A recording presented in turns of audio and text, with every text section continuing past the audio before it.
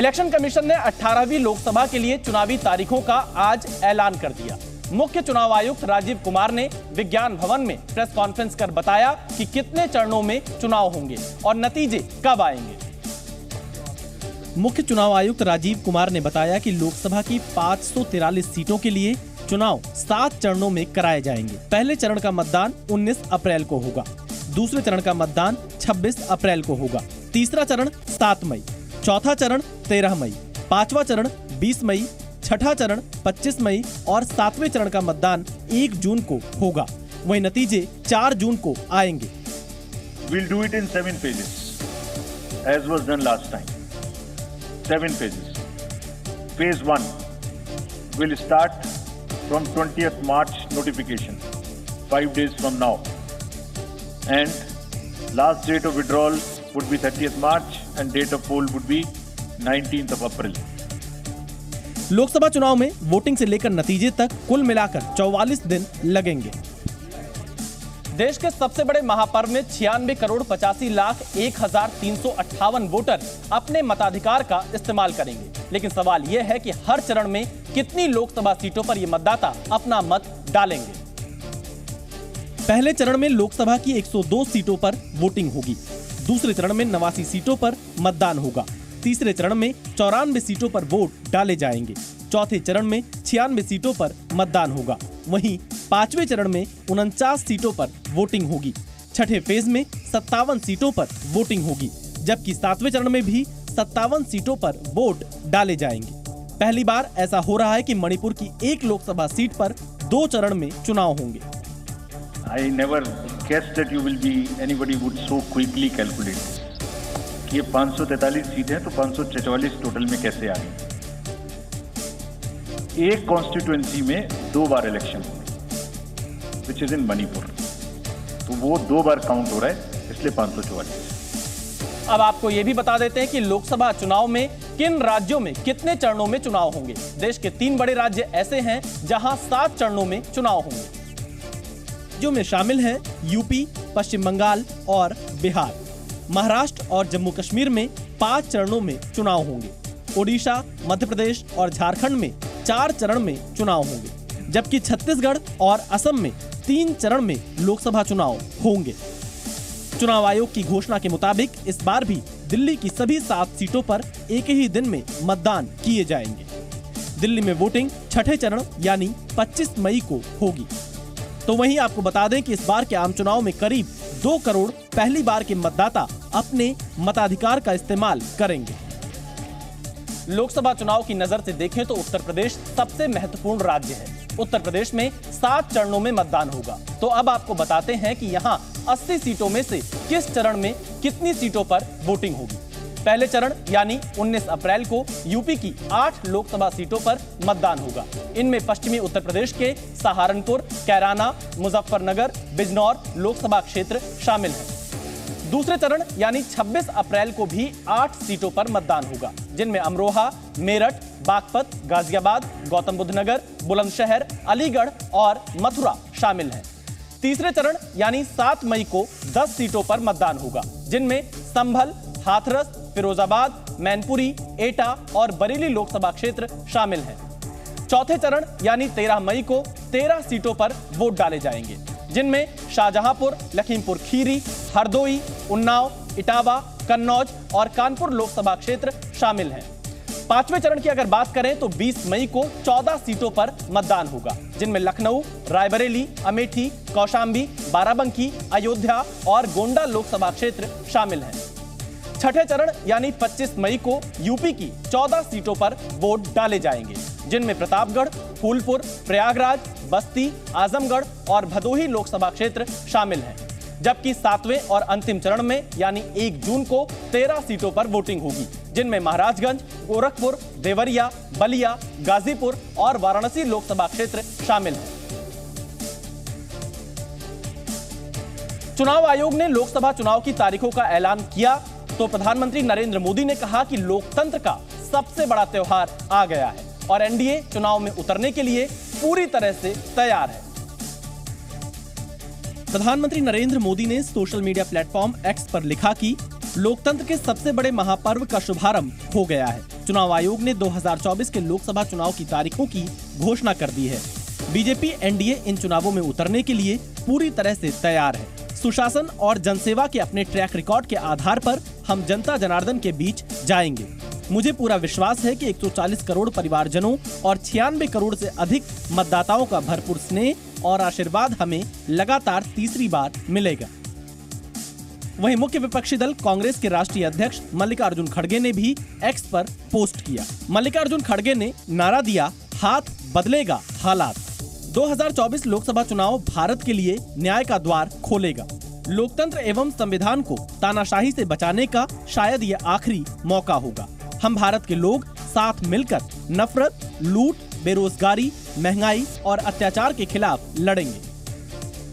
दोनों पार्टियां चुनावी रणभूमि में एक दूसरे से भिड़ने को तैयार दिख रही हैं। हालांकि कई राज्यों में कांग्रेस और बीजेपी अपने सहयोगी दलों के साथ सीट बंटवारे को लेकर अब भी जूझ रही हैं।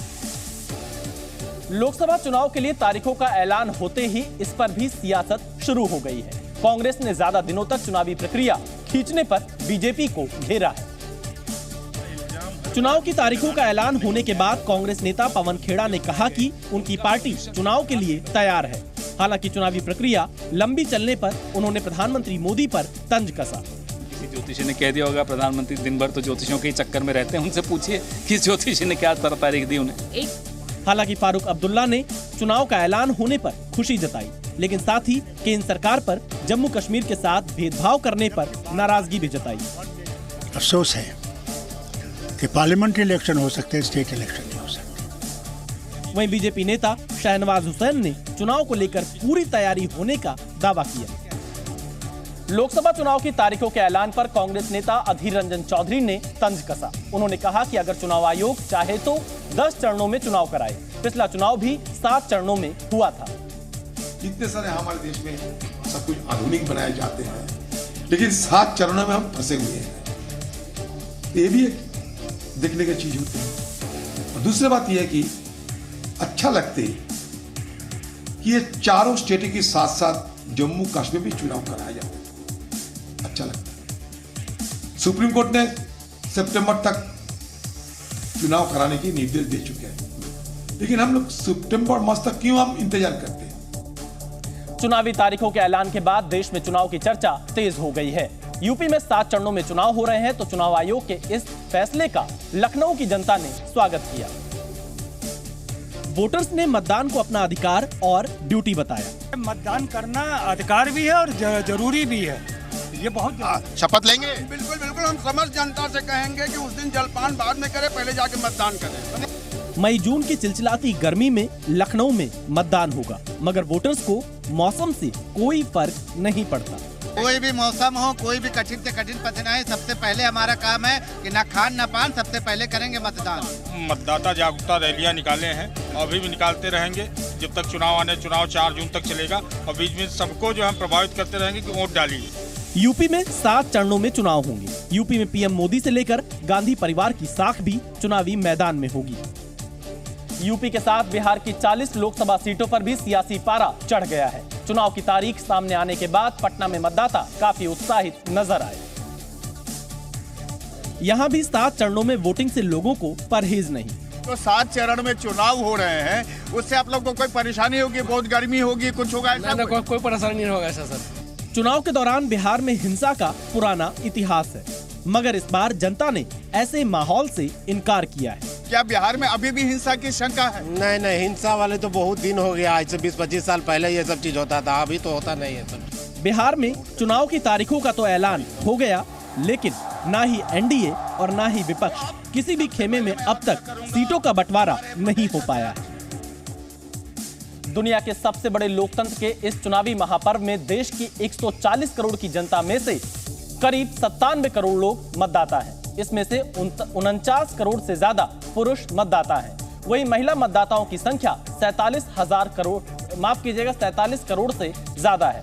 इस बार 19 करोड़ 74 लाख युवा मतदाता अपने मतदान का इस्तेमाल करेंगे। यही नहीं, इस बार 1 करोड़ 80 लाख युवा पहली बार वोट करेंगे।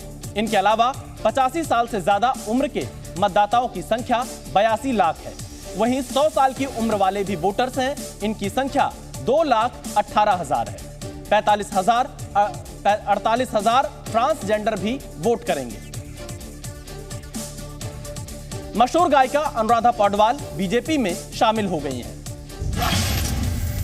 लोकसभा चुनाव से पहले मशहूर गायिका अनुराधा पौडवाल ने अपनी राजनीतिक पारी की भी शुरुआत कर डाली। उन्होंने आज बीजेपी दफ्तर पहुंचकर पार्टी की सदस्यता ली। पार्टी में शामिल होने के बाद उन्होंने कहा कि वो बेहद खुश हैं और वो उन लोगों को ज्वाइन कर रही हैं जिनका सनातन से गहरा नाता है। लोकसभा चुनाव से पहले मध्य प्रदेश में बीजेपी को बड़ा झटका लगा है। राज्यसभा सांसद अजय प्रताप सिंह ने पार्टी से इस्तीफा दे दिया। वो लोकसभा चुनाव में टिकट नहीं मिलने से नाराज थे। वाईएसआर कांग्रेस पार्टी ने आंध्र प्रदेश में 25 लोकसभा सीटों के लिए उम्मीदवारों की घोषणा की। इसके साथ ही पार्टी ने विधानसभा चुनाव के लिए प्रदेश की सभी 175 विधानसभा सीटों के लिए भी प्रत्याशियों के नाम का ऐलान कर दिया है।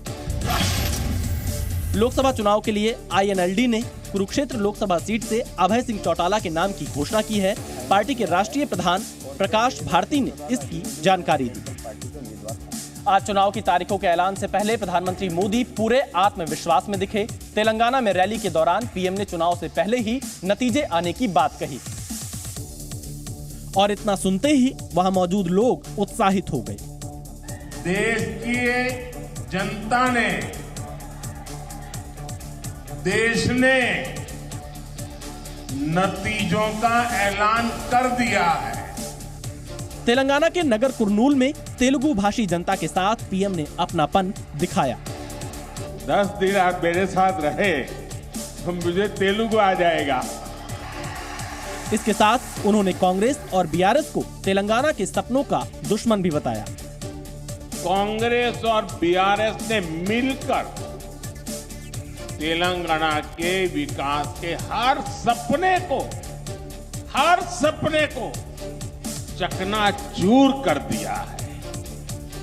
तेलंगाना में 4 सीटों पर काबिज बीजेपी इस बार टीडीपी के साथ मिलकर चुनाव लड़ रही है। तेलंगाना के बाद प्रधानमंत्री मोदी कर्नाटक पहुंचे, जहां उन्होंने विशाल जनसभा को संबोधित किया। यहां भी पीएम ने कांग्रेस को आड़े हाथों लिया। सबसे पहले पारंपरिक पोशाक पहनकर पीएम का स्वागत किया गया और फिर शुरू हुआ उनका संबोधन, जिसकी शुरुआत उन्होंने कन्नड़ भाषा से की। कलबुर्गिय जनतेगे नमस्कारगळु। और इसके बाद राज्य की कांग्रेस सरकार पर प्रहार शुरू कर दिया। कोयले से कालिख दूर हो सकती है, लेकिन कांग्रेस से करप्शन दूर नहीं हो सकता। पीएम ने कर्नाटक को भ्रष्टाचार से बचाने के लिए बीजेपी के उम्मीदवारों को जिताने की अपील की। कर्नाटका को लूट से बचाने के लिए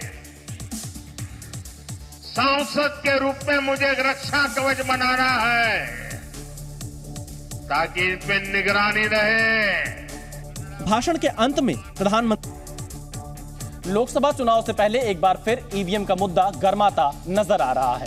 विपक्ष के कई नेताओं ने ईवीएम पर सवाल उठाया और वीवीपैट से 100% पर्ची निकालने और उनकी गिनती करने की मांग की, ताकि ईवीएम पर उठ रहे सवालों को खारिज किया जा सके। कांग्रेस नेता जयराम रमेश ने कहा कि वो ईवीएम के खिलाफ नहीं है, लेकिन चुनाव प्रक्रिया में वीवीपैट का इस्तेमाल चाहते हैं ताकि मतदाता ये सुनिश्चित कर सके कि उनका वोट सही उम्मीदवार को गया है। तो हमारा ये कहना है कि ईवीएम के साथ साथ 100% वीवीपैट का भी इस्तेमाल कीजिए, यही हमारा सुझाव है। तो वहीं समाजवादी पार्टी की नेता डिम्पल यादव ने ईवीएम से चुनाव कराए जाने पर ही सवाल खड़े कर दिए। पेपर एक माध्यम होना चाहिए जहाँ पे लोगों को एक तरह का भरोसा होता है कि वो अपना वोट कास्ट करके आए हैं, डाल कर आए हैं और उसमें कोई चीटिंग नहीं हो सकती है। ये कोई पहली बार नहीं है कि जब विपक्ष की ओर से ईवीएम पर सवाल उठाया गया।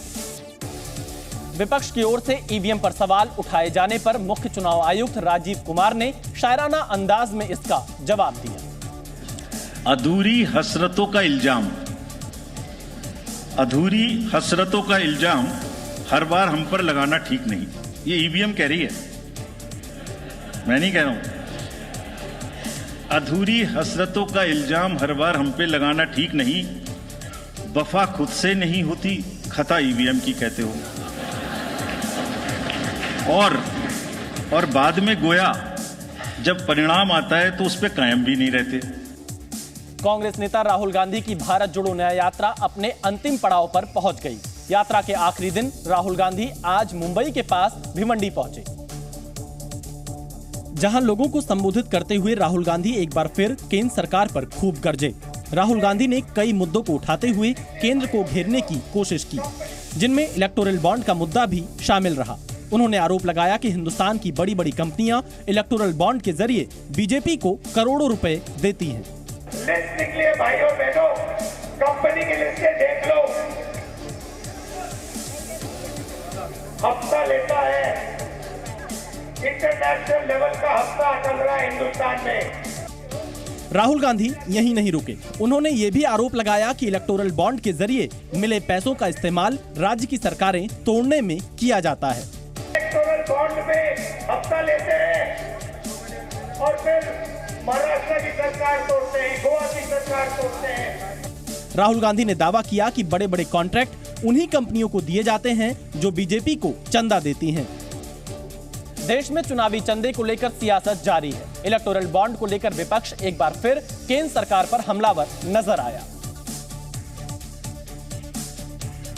और इसे सबसे बड़ा घोटाला करार दिया।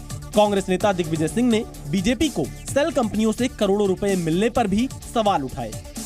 शेल कंपनीज से पैसा आ रहा है। शेल कंपनीज का मतलब है कि जिस कंपनी का कोई व्यवसाय नहीं, व्यापार नहीं, कोई मुनाफा नहीं, वो हजारों करोड़ रुपए कैसे दे रहे हैं। वहीं शिवसेना उद्धव गुट के नेता संजय राउत ने आरोप लगाया कि बड़े बड़े कॉन्ट्रैक्ट के बदले कंपनियों से उगाही की गई। जिसको जिसको धंधा दिया वो सबसे चंदा लिया। उससे बड़ा घोटाला देश के इतिहास में नहीं हुआ, विश्व के इतिहास में नहीं हुआ। जबकि बीजेपी ने विपक्ष के आरोपों को निराधार बताया। राजनीति कर बिहार में इंडिया गठबंधन में सीटों का फॉर्मूला आखिरकार तय हो गया। सूत्रों के मुताबिक आरजेडी बिहार की 40 लोकसभा सीटों में से 30 की मांग कर रही थी, लेकिन कांग्रेस और बाकी दलों के विरोध की वजह से उसे पीछे हटना पड़ा। जबकि लंबी चर्चा और माथापच्ची के बाद सीटों का जो बंटवारा हुआ, उसके मुताबिक आरजेडी 28 सीटों पर अपने उम्मीदवार उतारेगी। कांग्रेस को 9 सीटें मिलने की संभावना है। सीपीआईएमएल को 2 सीटें और सीपीआई को 1 सीट मिल सकती है, जबकि सीपीएम को जनाधार के अभाव में एक भी सीट नहीं मिलेगी। सूत्रों की माने तो 18 मार्च तक सीट बंटवारे का औपचारिक ऐलान हो जाएगा। गौरतलब है कि इससे पहले इंडिया गठबंधन में बिहार की 40 लोकसभा सीटों को लेकर खींचतान चल रही थी। आरजेडी 30 सीटें लेना चाहती थी, जबकि बाकी की 10 सीटों में से वो 7 कांग्रेस को और 3 लेफ्ट दलों को देना चाहती थी। दिल्ली के मुख्यमंत्री अरविंद केजरीवाल ने रेहड़ी पटरी वालों के लिए बड़ा ऐलान किया है। दिल्ली के मुख्यमंत्री अरविंद केजरीवाल ने रेहड़ी पटरी वालों के लिए बड़ा ऐलान किया है। एक वीडियो संदेश में उन्होंने कहा कि दिल्ली के सभी रेहड़ी पटरी वालों के लिए तय जगह पर दुकान मुहैया कराई जाएगी, उनके कारोबार को व्यवस्थित किया जाएगा। लोकसभा चुनाव से पहले महाराष्ट्र कैबिनेट की बैठक में शिंदे सरकार ने कई अहम फैसले लिए। बैठक में तय किया गया है कि महाराष्ट्र में अब कोई भी सफाई कर्मचारी मैला नहीं उठाएगा। राज्य में अब सफाई रोबोटिक यंत्रों की मदद से की जाएगी। साथ ही ऑटो रिक्शा चालकों के लिए एक वेलफेयर बोर्ड भी बनाया जाएगा, जिसमें 50 करोड़ का अनुदान दिया जाएगा। बिहार में ईडी ने बालू कारोबारी पुंज कुमार सिंह के ठिकानों पर छापेमारी की। बताया जा रहा है कि ये कार्रवाई बालू से जुड़े अवैध कारोबार को लेकर की गई। पिछले कुछ महीनों से ईडी ने बिहार के कई बालू कारोबारियों और राजनेताओं के खिलाफ कार्रवाई की है। तेलंगाना की राजधानी हैदराबाद में एक तेल गोदाम में भीषण आग लग गई। आग इतनी भयानक थी कि कई मीटर तक उसकी लपटें दिखाई दी। दमकल की कई गाड़ियों ने कड़ी मशक्कत के बाद आग पर काबू पाया। दिल्ली के शराब नीति मामले में ईडी के समन पर पेश नहीं होने के मामले में मुख्यमंत्री अरविंद केजरीवाल को कोर्ट से जमानत मिल गई। ईडी ने केजरीवाल के खिलाफ कोर्ट में 2 शिकायतें दाखिल की थी, जिसमें ईडी के समन को दरकिनार करने का आरोप लगाया गया था। इसी मामले में मुख्यमंत्री केजरीवाल राउज एवेन्यू कोर्ट में पेश हुए, जहां उन्हें फौरी राहत मिल गई। दोनों मामलों में कोर्ट ने 1-1 लाख के 2 श्योरिटी बॉन्ड और 15-15 हजार के मुचलके पर उन्हें जमानत दे दी। साथ ही उन्हें नियमित पेशी से भी छूट दी गई। केजरीवाल जी कोर्ट में अपीयर हुए इन पर्सन और दोनों केसों में 15-15 हजार के श्योरिटी का ऑर्डर किया। बॉन्ड जज साहब ने एक्सेप्ट कर लिया और उनको जाने की इजाजत दे दी। वहीं ईडी की तरफ से दायर दोनों मामलों की सुनवाई कोर्ट में जारी रहेगी, जिसमें अगली तारीख 1 अप्रैल की तय की गई है। बेलेबल ऑफेंस है और दूसरी बात केजरीवाल जी ये समझते हैं, हम ये समझते हैं कि ये गैर वाजिब केस था, इसलिए यहाँ हम भी लड़ाई लड़ रहे हैं और अब हमारी आर्गुमेंट 1 तारीख को होगी, 1 अप्रैल को। ईडी ने केजरीवाल को शराब नीति मामले में पूछताछ के लिए 8 बार समन भेजकर बुलाया, लेकिन समन को गैर कानूनी बताकर केजरीवाल एक बार भी पेश नहीं हुए, जिस पर ईडी की शिकायत पर कोर्ट में केस चल रहा है।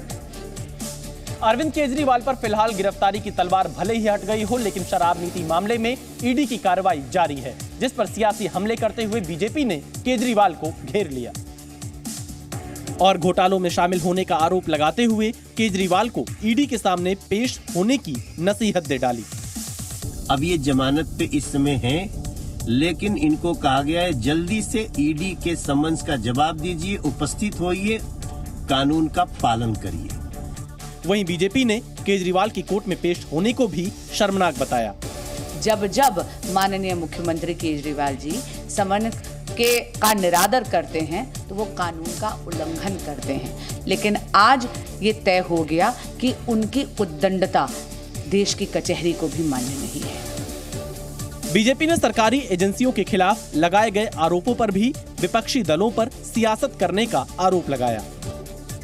दिल्ली शराब नीति मामले में तेलंगाना के पूर्व सीएम केसीआर की बेटी और बीआरएस नेता के कविता को दिल्ली की राउज एवेन्यू कोर्ट ने 7 दिन की ईडी कस्टडी में भेज दिया। ईडी ने उन्हें कल हैदराबाद से गिरफ्तार किया था, जिस पर के कविता ने सवाल खड़े कर दिए और ईडी की कार्रवाई को के कविता ने पूरी तरह से गैर कानूनी बताया है। ईडी की टीम ने कल हैदराबाद में के कविता के ठिकानों पर छापेमारी के बाद उन्हें गिरफ्तार किया था और रात में ही उन्हें हैदराबाद से दिल्ली लाया गया था, जिसके बाद आज के कविता को कोर्ट में पेश किया गया, जहां पेशी के दौरान ले जाते वक्त जब उनसे गिरफ्तारी पर सवाल किया गया तो उन्होंने इसे गैर कानूनी बताया। Ma'am, would you like to say something? It's an illegal arrest. शराब नीति मामले में के कविता से ईडी ने 2023 में 3 बार पूछताछ की थी। के कविता पर आरोप है कि वो शराब कारोबारियों की साउथ लॉबी के साथ जुड़ी हुई थी और दिल्ली आबकारी नीति घोटाले में उनकी बड़ी भूमिका रही थी। शराब नीति मामले में के कविता की गिरफ्तारी के विरोध में आज बीआरएस ने तेलंगाना में बंद बुलाया था, जिसका कई इलाकों में असर भी नजर आया। निजामाबाद में बाजार पूरी तरह से बंद दिखाई दिए और इस दौरान शहर की सड़कों पर सन्नाटा नजर आया। पूरे बाजार में जहां भी नजर गई वहां दुकानों पर ताला लटका दिखाई दिया। वहीं सड़कों पर लोगों की आवाजाही भी ना के बराबर दिखाई दी। वहीं के कविता की गिरफ्तारी के विरोध में बीआरएस कार्यकर्ता सड़कों पर उतर आए और केंद्र सरकार के खिलाफ प्रदर्शन किया। नारेबाजी कर रहे कार्यकर्ताओं ने पुतला फूंककर अपने गुस्से का इजहार भी किया।